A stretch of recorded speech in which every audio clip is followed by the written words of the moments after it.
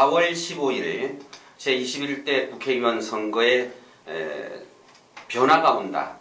두근두근 안양이란 슬로건으로 우리 안양 동안갑 선거구에 출마한 이재정 후보를 만나봅니다. 먼저 후보님께서 출마한 선거구에 대한 생각을 말씀해 주시면 고맙겠습니다. 예, 안양 동안구을 선거구 더불어민주당의 이제 비례대표로만 활동했던 이재정 의원이 출마한다고 이야기했을 때 많은 분들이 험지에 가네 이런 얘기를 합니다. 이 지역구가 생긴 이래 이제 사실상 최다선 의원이신 현역 의원님께서 속속된 정당이 계속 국민의 선택을 받으셨고 더불어민주당으로서는 뭐 험지다 이런 의미의 험지인 것은 맞습니다. 그런데 저는 그 부분에서 험지라는 말을 받아들이는 게 아니라 험지 정말 험지 맞습니다 라고 했을 때는 일기 신도시 안양에서 어떤 변화와 새로운 역동성에 목말라 했던 많은 시민들이 그 험한 시간들을 견뎌오셨다라는 점에서 그것이 험지다 이렇게 한번 대답해 봤었습니다.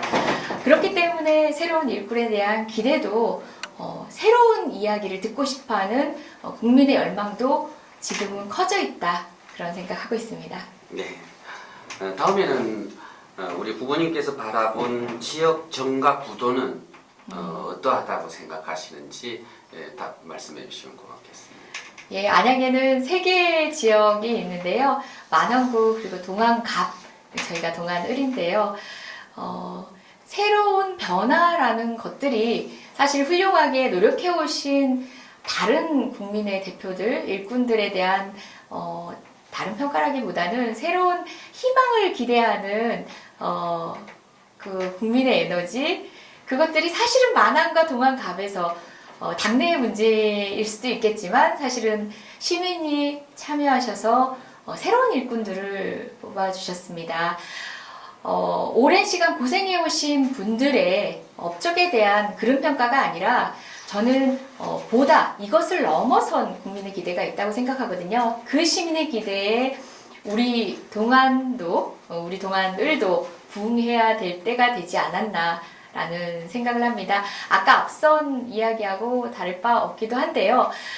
일기 신도시라고 해서 국가적 자원, 국가적 계획 안에서 앞만 보고 달려왔던 안양이 이제 30년이 넘은 신이라는 말을 붙이기가 어려워진 노후화된 시설 그리고 또 도시의 비전에 대한 새로운 고민을 요구하게 된 여러 가지 어려움들이 있습니다. 그 문제를 함께 시민과 고민하고 싶습니다. 네.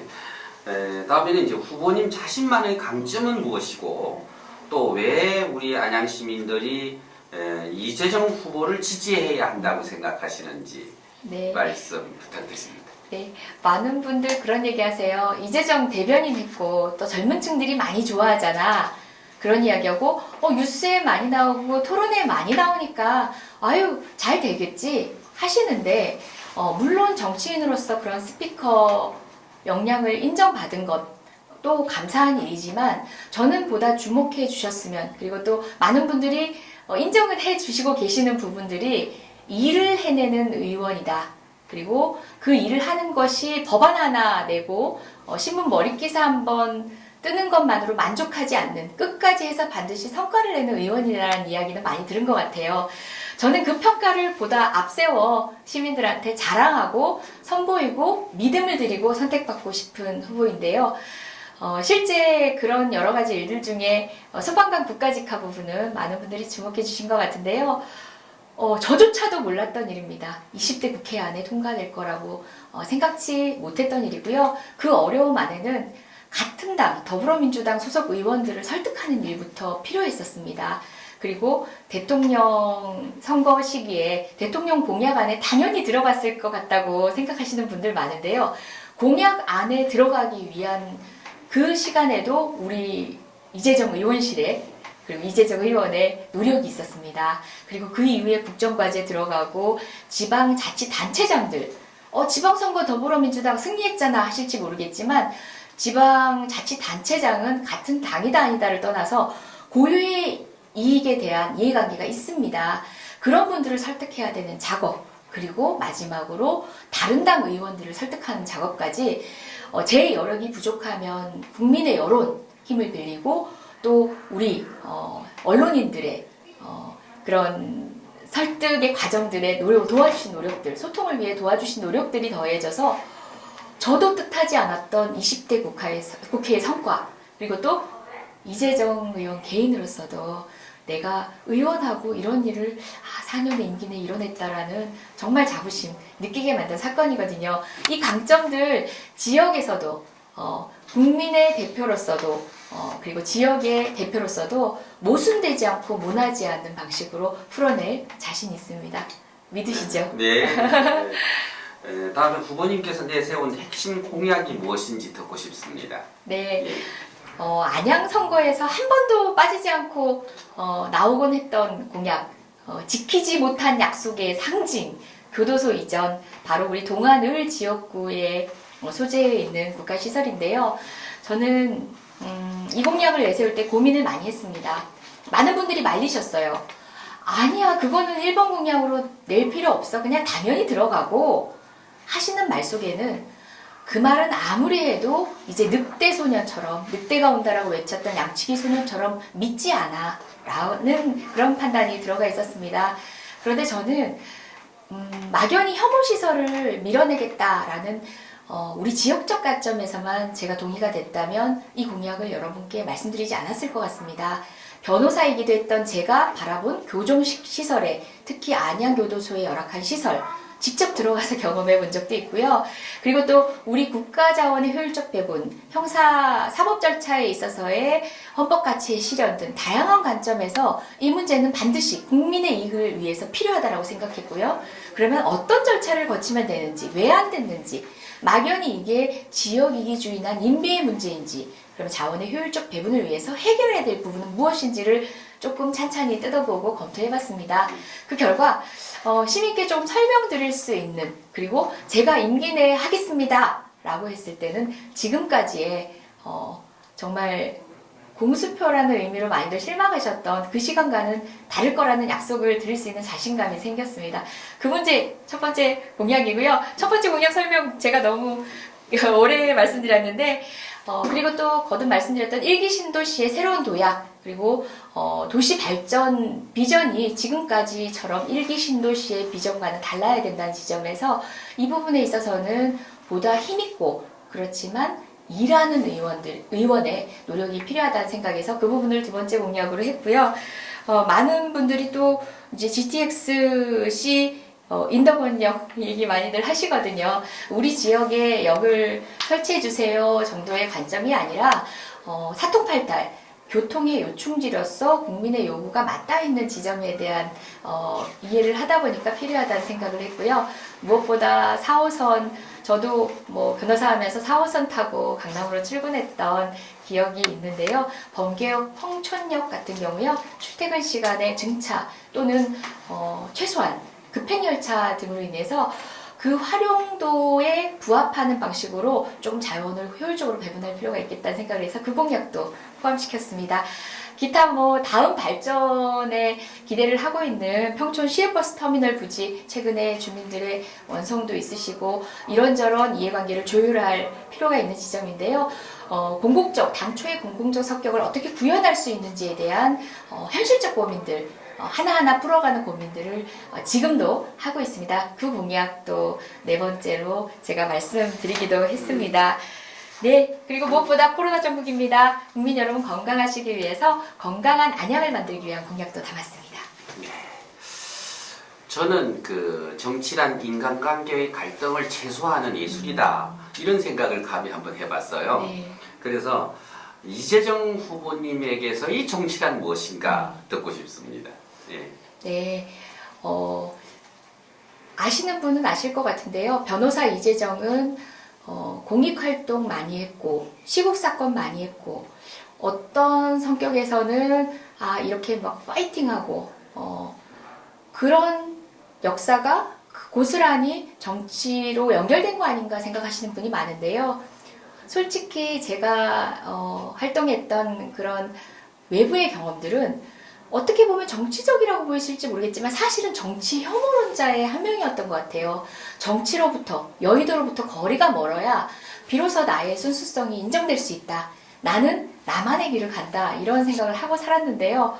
어느 순간 보니까 제가 테두리를 법이라는 한계 내에서 고민을 할 수밖에 없었고, 그것이 필요한 저의 의뢰인 또는 시민의 이익에 가닿지 못하는 경우에 법의 한계를 뛰어넘는 정치적 영역에 대한 고민을 할 수밖에 없었고, 청원서를 들고 국회도 가보고 토론회도 참여해서 의사도 개진해보고 하는 과정에서 그걸 풀어낼 수 있는 곳이 국회라는 생각을 했습니다. 또 법이 필요하다고 해서 바로 만들어지는 것들이 아니라 질문 주신 내용처럼 그 갈등하는 당사자들 모든 이야기를 접점을 찾아내는 그런 과정들이 국회에서 이루어져야 하거든요.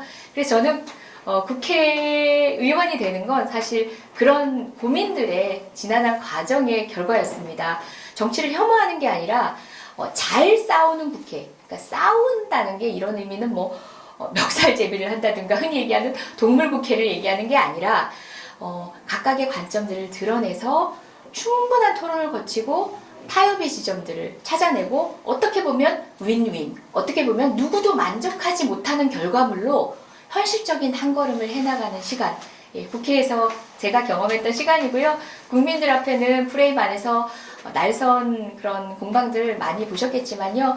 하지만 20대 국회가 부족했지만 그 접점들을 찾아나가는 치열한 과정도 있었다는 점 말씀드리고 싶습니다. 네. 다음에는 이제 우리 이재정 후보님께서 정치를 통해서 이루고자 하는 목표와 꿈은 무엇인지 우리 시민들이 궁금해하실 것 같습니다. 네. 말씀해 주시면 고맙겠습니다. 저는 교사였던 제 삶을 자랑스럽게 생각합니다. 라고 얘기하면 어색하지 않고요. 소방관이었던 제 삶을 정말 자랑스럽게 생각합니다. 라고 얘기하면 어색하지 않은데 저는 국회의원으로서 정말 제 자신이 자랑스럽습니다. 하면 어색하잖아요. 그게 바로 우리가 가진 정치에 대한 일반인들의 인식이기도 하고요. 때로는 정치인 입장에서는 그런 오해와 편견들 어떻게 벗겨드릴 수 있을까 하는 생각이 또 들 때도 있는데요. 궁극적으로 시민의 삶을 변화시키는 하나하나의 노력들이 체감하도록 이어지고 그리고 또 그 정치의 과정들에 대해서 등 돌리지 않도록 하는 실천을 통해서만 해소될 것 같습니다. 저는 나는 국회의원이어서 정말 자랑스럽습니다. 라는 이야기가 정치 혐오를 걷어낼 수 있는 마지막 종점인 것 같아요. 국회의원이란 직업에 박수도 치고 여러분들이 열광할 수 있는 그때는 우리 국회도 달라져야 하는 때고요. 국민도 정치를 통해서 희망을 보게 될 텐데요. 그런 말을 하면서 정치를 졸업할 수 있는, 정치를 은퇴할 수 있는, 이 은퇴라는 건 뭐 머리가 희끗희끗해졌을 때 은퇴하겠다 이런 얘기가 아니라 정치로부터 이제 멀어져서 또 다른 삶을 찾을 때 마지막으로 그 이야기 하고 싶습니다. 저는 국회의원이어서 자랑스러웠습니다. 라고. 오늘의 그 인터뷰를 통해서 우리 안양 시민들이 이재정 후보가 누구인지 또 이재정 후보가 무엇을 할 사람인지 또 우리 안양 시민은 어떤 결심을 해야 할지를 결심할 수 있는 귀한 시간 되셨습니다. 감사합니다. 네, 고맙습니다.